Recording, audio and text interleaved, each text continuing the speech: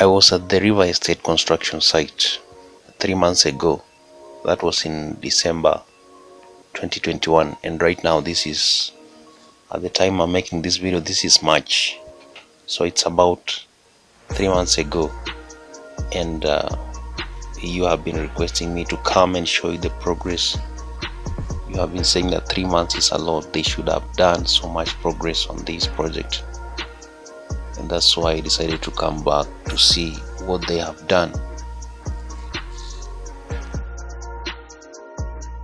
The reason why many people want to know about this project is because it's among the biggest construction sites in Kenya right now. This project will consist of 9 towers and 34 floors each. I don't know where else in East Africa where they're building such a massive project like this one. Now let's go deep into it. Before we even go further, kindly smash that subscribe button if you have not, to avoid missing such kind of amazing information once I upload. Give it a thumbs up if you love the project. Now, when I was here last year, there was so much activities going on inside this place as compared to today. This is March 2022. I cannot see, I'm trying to look at, I can't see people inside here, and this is a Saturday. There are no people inside here. To be honest, I don't know what's happening.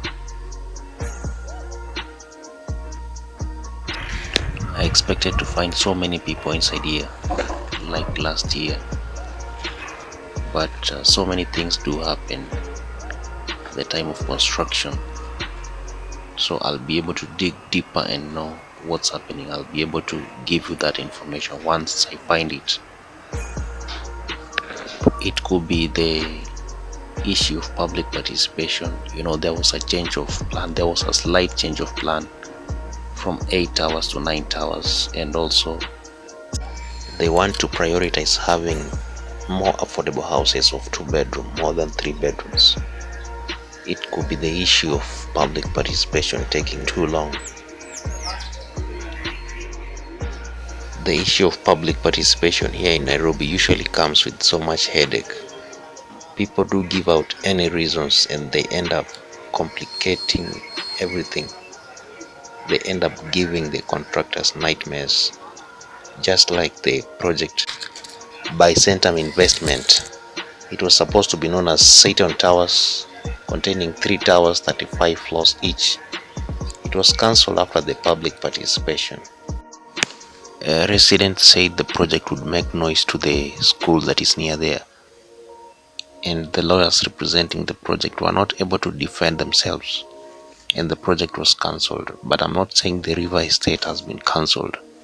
This one is still under construction, although quite slower. At the beginning of this video, I said that this is the biggest construction site in Kenya. I had forgotten there is another one, and I even made a video about it. If you didn't watch the video, then here it is. Enjoy watching and let me know your thoughts at the comment section, especially about this River Estate.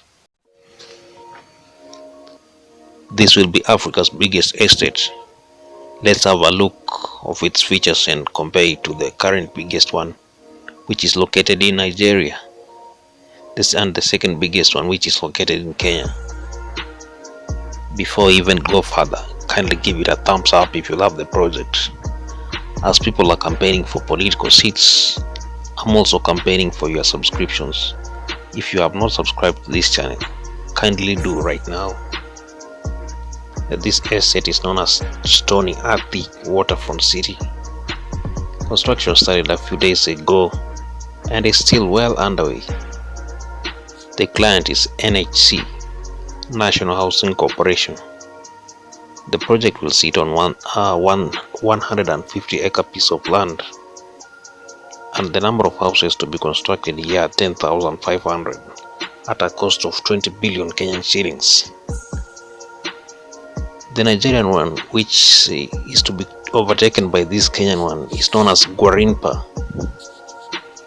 It is located in the capital of Nigeria, Abuja, and it has 5,700 housing units, which made it the biggest housing project in Africa, and is still the biggest one until this Kenyan one is completed.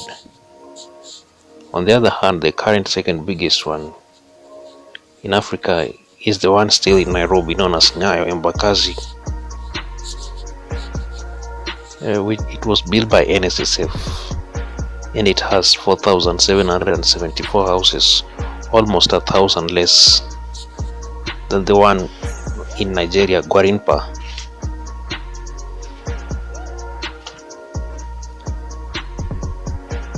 Stony Athi waterfront city is located in Athi River, 20 kilometers away from Jomo Kenyatta International Airport. NHC derived the name Stony Athi from the name that is commonly used here in Athi River. So many projects around this place are using the name Stony Athi, including this resort known as Stony Athi Resort. This project will have 3 categories of houses. The first one will be targeting the low earning group under the affordable housing program, which will consist of 5,000 units at a cost of between 1 million Kenyan shillings to 3 million Kenyan shillings.